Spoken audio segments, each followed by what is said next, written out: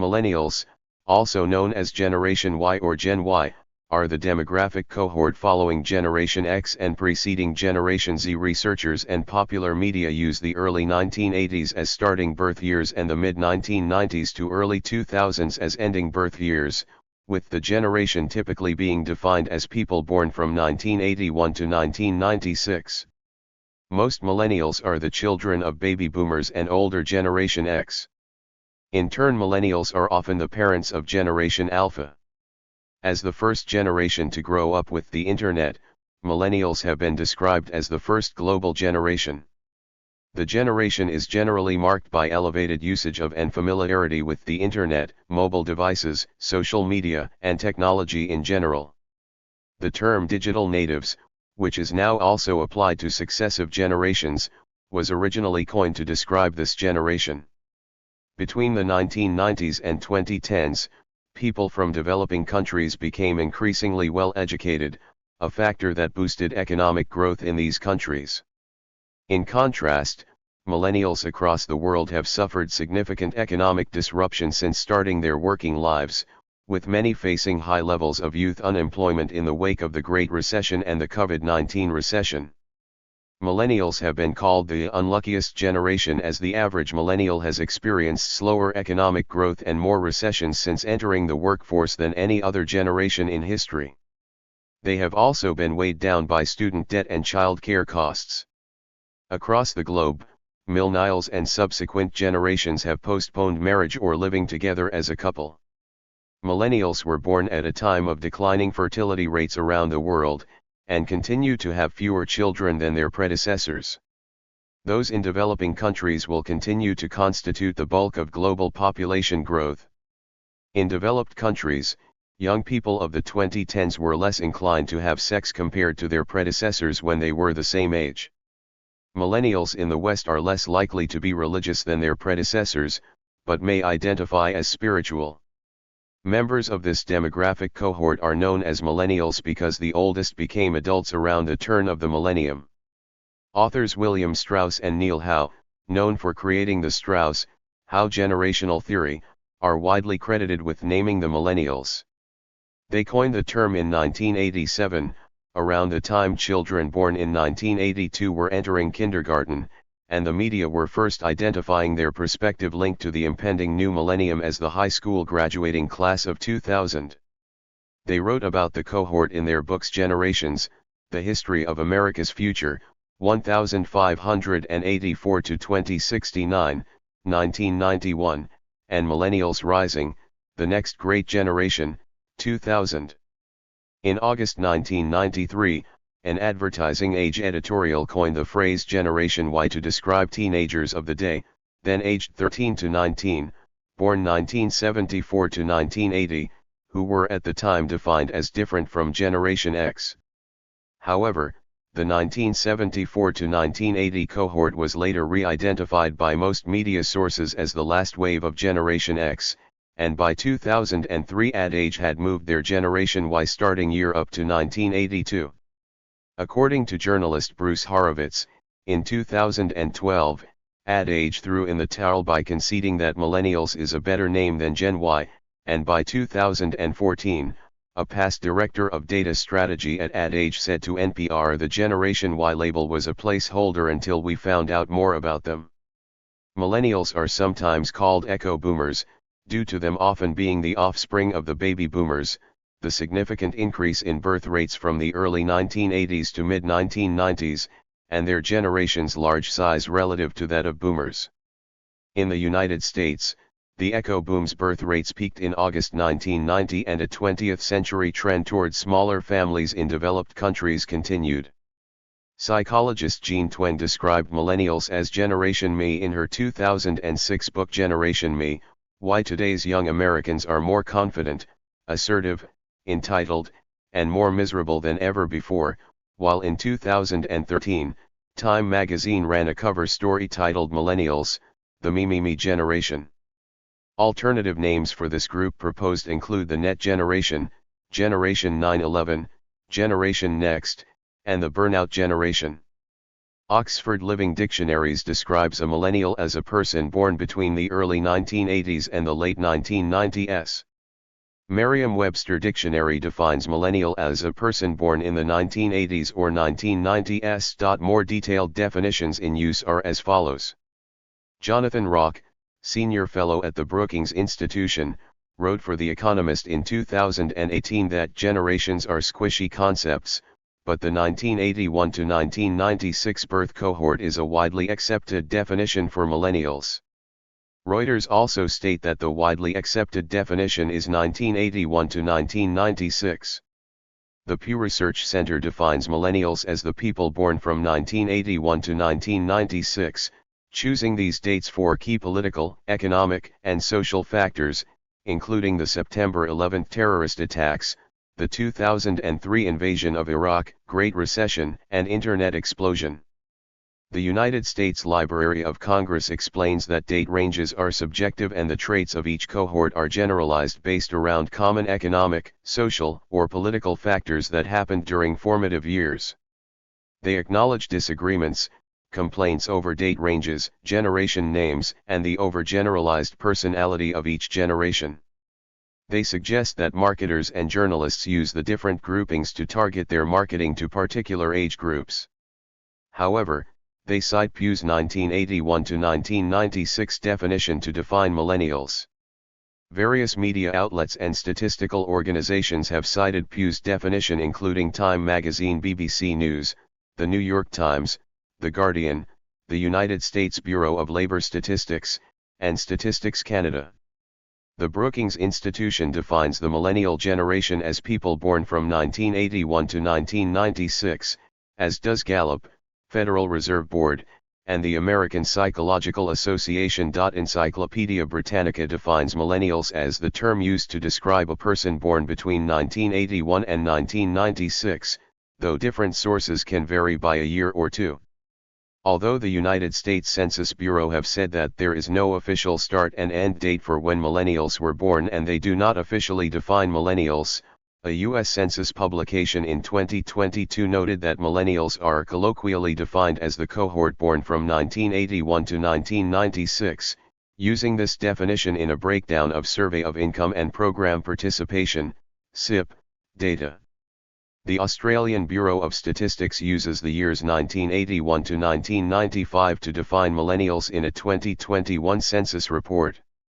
65 A report by Ipsos Mori describes the term millennials as a working title for the circa 15-year birth cohort born around 1980 to 1995, which has unique, defining traits. Governmental institutions such as the UK Department of Health and Social Care have also used 1980 to 1995. Psychologist Jean Twenge defines millennials as those born from 1980 to 1994. Likewise, Australia's McCrindle Research uses the years 1980 to 1994 as Generation Y, millennial, birth years. A 2023 report by the Population Reference Bureau defines millennials as those born from 1981 to 1999. CNN reports that studies sometimes define millennials as born between 1980 and 2000. A 2017 BBC report has also referred to this age range in reference to that used by National Records of Scotland. In the UK, the Resolution Foundation uses 1981 to 2000.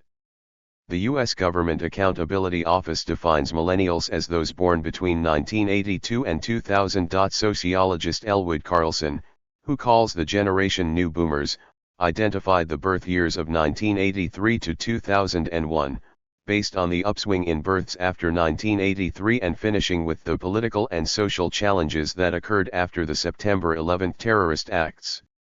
Author Neil Howe, co-creator of the Strauss-Howe generational theory, defines millennials as being born from 1982 to 2004. The cohorts born during the cusp years before and after millennials have been identified as microgenerations with characteristics of both generations. Names given to these cusps include Zennials, Generation Catalano, the Oregon Trail generation, Zennials and Zillennials 81 respectively. The term geriatric millennial gained popularity in 2021 to describe those born in the beginning half of the 1980s between 1980 and 1985. The term has since been used and discussed by various media outlets including Today, CTV News, HuffPostNews.com, The Irish Times, and Business Insider.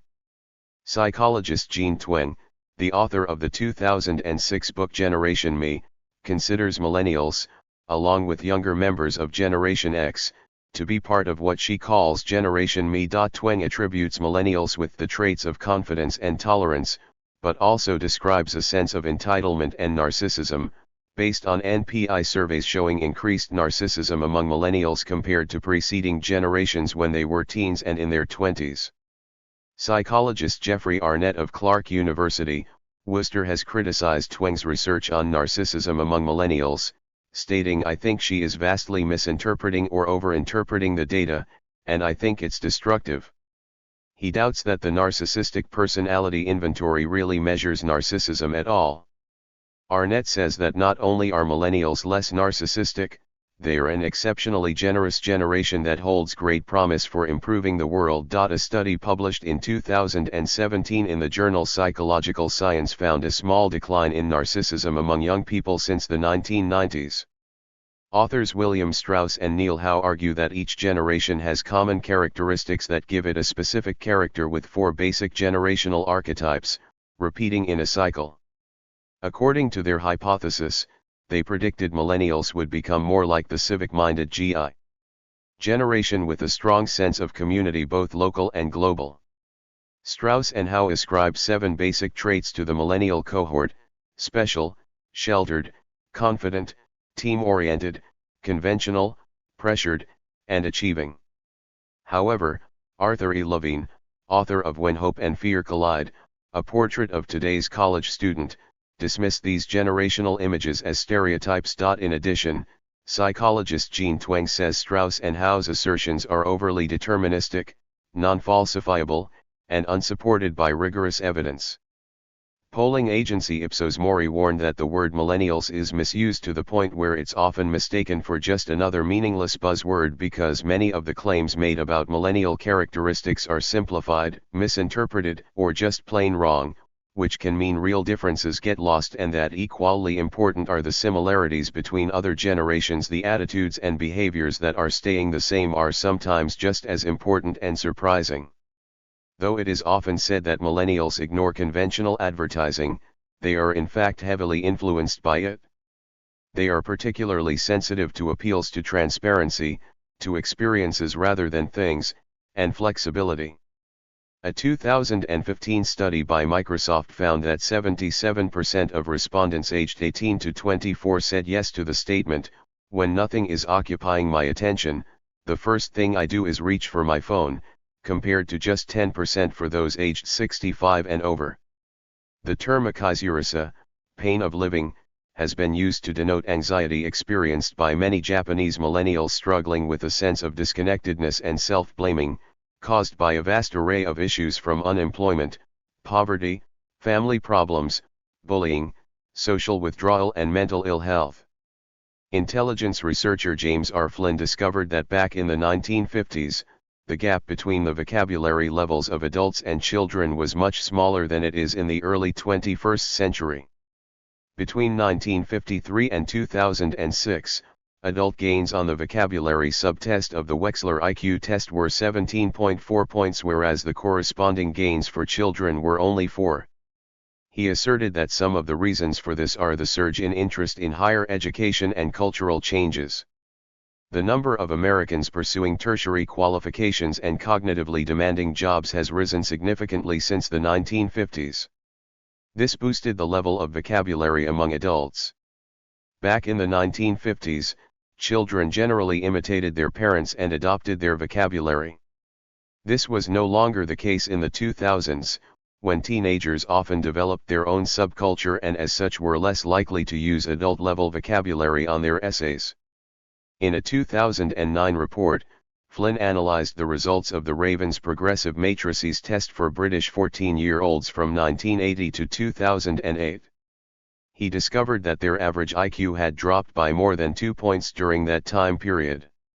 Among those in the higher half of the intelligence distribution, the decline was even more significant, 6 points. This is a clear case of the reversal of the Flynn effect, the apparent rise in IQ scores observed during the 20th century. Flynn suspected that this was due to changes in British youth culture. He further noted that in the past, IQ gains had been correlated with socio-economic class, but this was no longer true. Psychologists Jean Twenge, W. Keith Campbell, and Ryan A. Sherman analyzed vocabulary test scores on the U.S. General Social Survey and found that after correcting for education, the use of sophisticated vocabulary has declined between the mid-1970s and the mid-2010s across all levels of education, from below high school to graduate school. Those with at least a bachelor's degree saw the steepest decline. Hence, the gap between people who never received a high school diploma and a university graduate has shrunk from an average of 3.4 correct answers in the mid to late 1970s to 2.9 in the early to mid-2010s. Higher education offers little to no benefits to verbal ability. Because those with only a moderate level of vocabulary were more likely to be admitted to university than in the past, the average for degree holders declined. There are various explanations for this. Accepting high levels of immigrants, many of whom not particularly proficient in the English language, could lower the national adult average. Young people nowadays are much less likely to read for pleasure, thus reducing their levels of vocabulary. On the other hand, while the College Board has reported that SAT verbal scores were on the decline, these scores are an imperfect measure of the vocabulary level of the nation as a whole because the test-taking demographic has changed and because more students take the SAT in the 2010s than in the 1970s, which means there are more with limited ability who took it. Population aging is unconvincing because the effect is too weak. From the late 1990s to the late 2010s, education transformed the economic realities of countries worldwide. As the people from developing nations became better educated, they closed the gap between them and the developed world. Hence Westerners lost their relative advantage in education, as the world saw more people with high school diplomas than ever before. The number of people with bachelor's degree and advanced degrees grew significantly as well. Westerners who only passed secondary school had their income cut in real terms during that same period, while those with university degrees had incomes that barely increased on average. The fact that many jobs are suitable for remote work due to modern technology further eroded the relative advantage of education in the Western world, resulting in a backlash against immigration and globalization. As more and more women became educated in the developing world, more leave the rural areas for the cities, enter the workforce and compete with men, sparking resentment among men in those countries.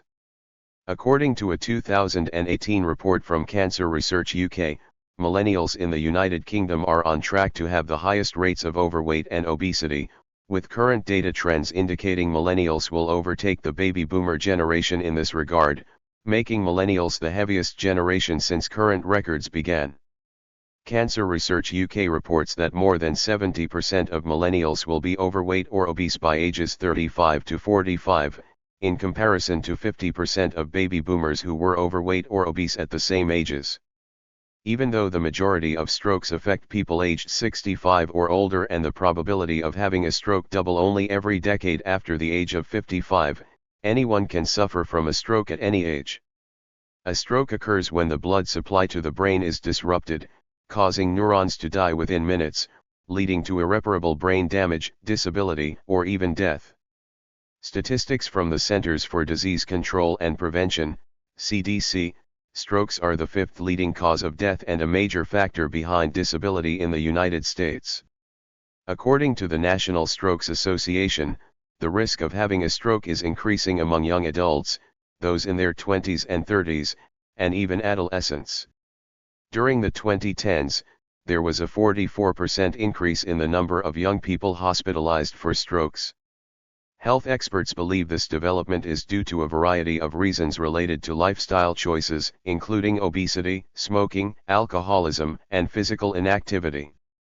Obesity is also linked to hypertension, diabetes, and high cholesterol levels. CDC data reveals that during the mid-2000s, about 28% of young Americans were obese. This number rose to 36% a decade later. Up to 80% of strokes can be prevented by making healthy lifestyle choices, while the rest are due to factors beyond a person's control, namely age and genetic defects, such as congenital heart disease. In addition, between 30% and 40% of young patients suffered from cryptogenic strokes, or those with unknown causes. According to a 2019 report from the American College of Cardiology, the prevalence of heart attacks among Americans under the age of 40 increased by an average rate of 2% per year in the previous decade. About 1 in 5 patients suffered from a heart attack came from this age group. This is despite the fact that Americans in general were less likely to suffer from heart attacks than before, due in part to a decline in smoking. The consequences of having a heart attack were much worse for young patients who also had diabetes.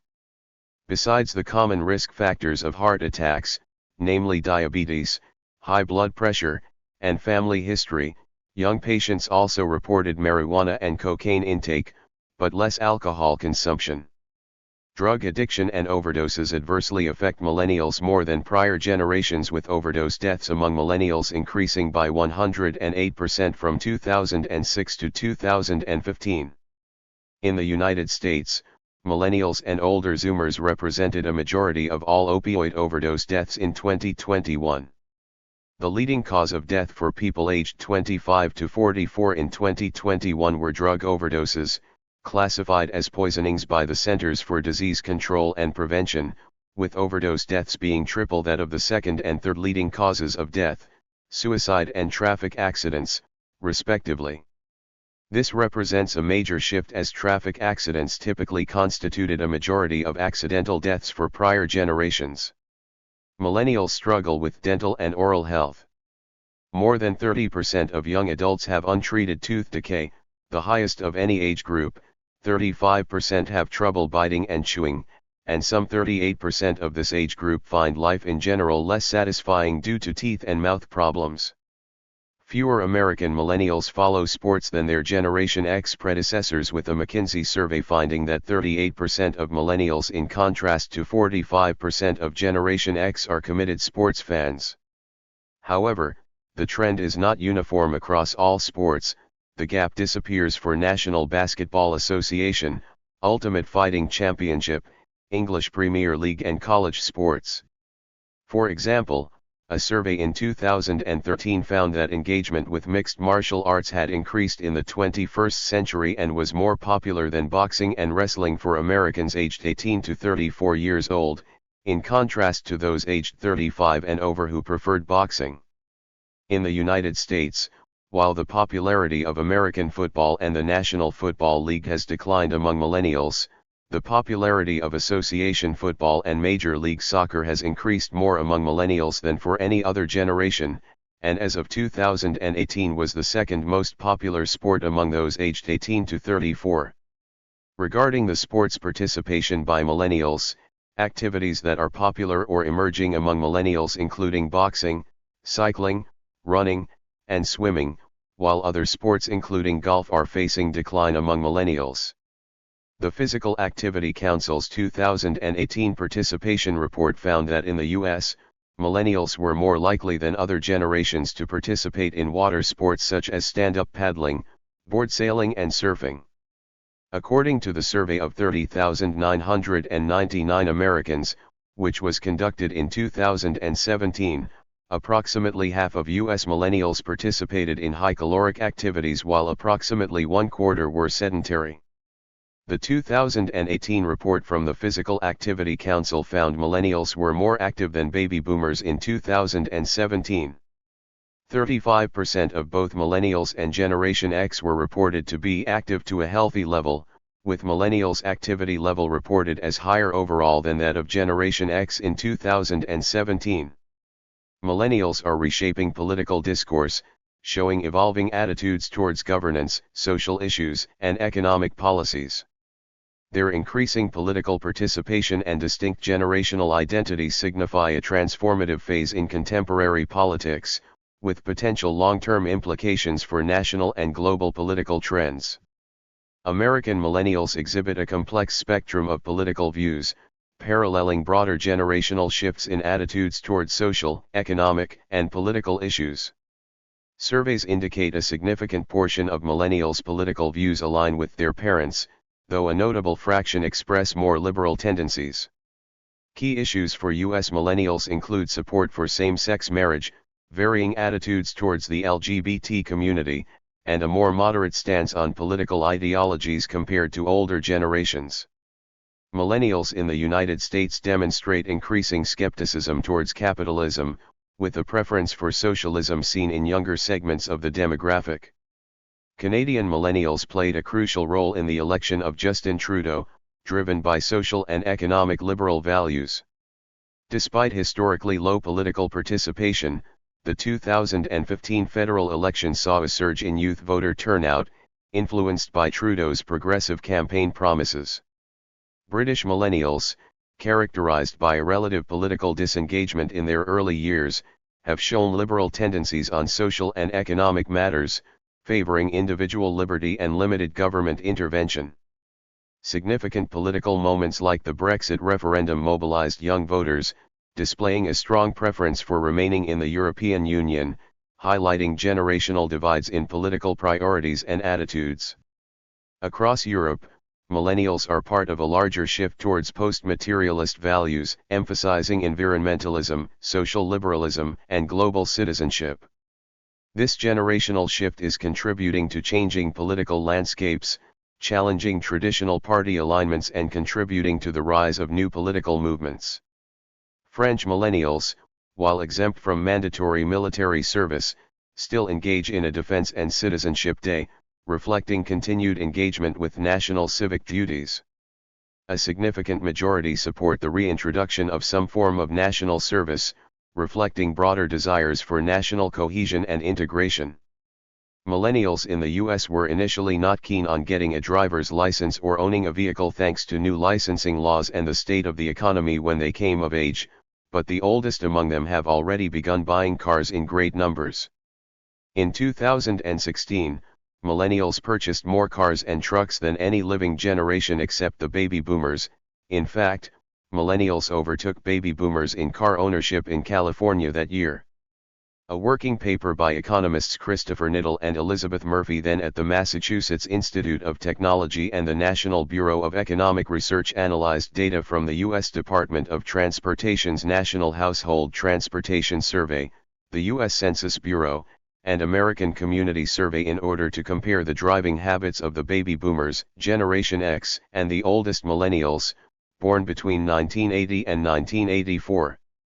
That found that on the surface, the popular story is true: American millennials on average own 0.4 fewer cars than their elders. But when various factors including income, marital status, number of children, and geographical location were taken into account, such a distinction ceased to be. In addition, once those factors are accounted for, millennials actually drive longer distances than the baby boomers. Economic forces, namely low gasoline prices, higher income, and suburban growth, result in millennials having an attitude towards cars that is no different from that of their predecessors. An analysis of the National Household Travel Survey by the State Smart Transportation Initiative revealed that higher-income millennials drive less than their peers, probably because they are able to afford the higher costs of living in large cities, where they can take advantage of alternative modes of transportation, including public transit and ride-hailing services. According to the Pew Research Center, young people are more likely to ride public transit. In 2016, 21% of adults aged 18 to 21 took public transit on a daily, almost daily, or weekly basis. By contrast, this number of all U.S. adults was 11%. Nationwide, about 3/4 of American commuters drive their own cars. Also, according to Pew, 51% of U.S. adults aged 18 to 29 used Lyft or Uber in 2018 compared to 28% in 2015. That number for all U.S. adults were 15% in 2015 and 36% in 2018. In general, users tend to be urban residents, young, 18 to 29, university graduates, and high-income earners, $75,000 a year or more. Religious and will sometimes turn to astrology, meditation, or mindfulness techniques possibly to seek meaning or a sense of control. 21 According to 2015 analysis of the European Values Study in the Handbook of Children and Youth Studies, the majority of young respondents in Europe claimed that they belong to a Christian denomination, and in most countries, the majority of young people believe in God. However, according to the same analysis, a dramatic decline in religious affiliation among young respondents happened in Great Britain, Sweden, France, Italy, and Denmark. By contrast, an increase in religious affiliation happened among young respondents in Russia, Ukraine, and Romania. In March 2014, the Pew Research Center issued a report about how millennials in adulthood are detached from institutions and networked with friends. The report said millennials are somewhat more upbeat than older adults about America's future, with 49% of millennials saying the country's best years are ahead, though they're the first in the modern era to have higher levels of student loan debt and unemployment. According to the Brookings Institution, the number of American mothers who never married ballooned between 1968, when they were extremely rare, and 2008, when they became much more common, especially among the less educated. In particular, in 2008, the number of mothers who never married with at least 16 years of education was 3.3%, compared to 20.1% of those who never graduated from high school. Unintended pregnancies were also higher among the less educated. Mark Prensky coined the term digital native to describe K-through-college students in 2001, explaining they represent the first generations to grow up with this new technology. 7 In their 2007 book Connecting to the Net. Generation, What Higher Education Professionals Need to Know About Today's Students, authors Renal Junco and Gina Mastro-Decasa expanded on the work of William Strauss and Neil Howe to include research-based information about the personality profiles of millennials, especially as it relates to higher education. They conducted a large sample, 7,705, research study of college students. They found that Net Generation college students, born 1982 onwards, were frequently in touch with their parents and they used technology at higher rates than people from other generations. In their survey, they found that 97% of these students owned a computer, 94% owned a mobile phone, and 56% owned an MP3 player. They also found that students spoke with their parents an average of 1.5 times a day about a wide range of topics. Other findings in the Junco and Mastro-Decasa survey revealed 76% of students used instant messaging, 92% of those reported multitasking while instant messaging, 40% of them used television to get most of their news, and 34% of students surveyed used the internet as their primary news source. One of the most popular forms of media used by millennials is social networking. Millennials use social networking sites, such as Facebook and Twitter, to create a different sense of belonging, make acquaintances, and to remain connected with friends. In 2010, research was published in the Elon Journal of Undergraduate Research which claimed that students who used social media and decided to quit showed the same withdrawal symptoms of a drug addict who quit their stimulant. In the 2014 PBS Frontline episode Generation Like, there is discussion about millennials, their dependence on technology, and the ways the social media sphere is commoditized. Some millennials enjoy having hundreds of channels from cable TV.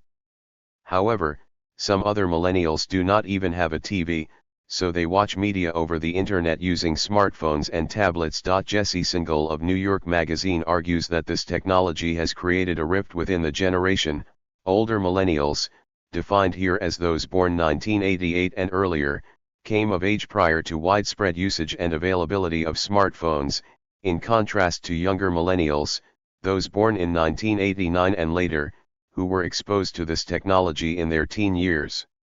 Thank you for watching this video.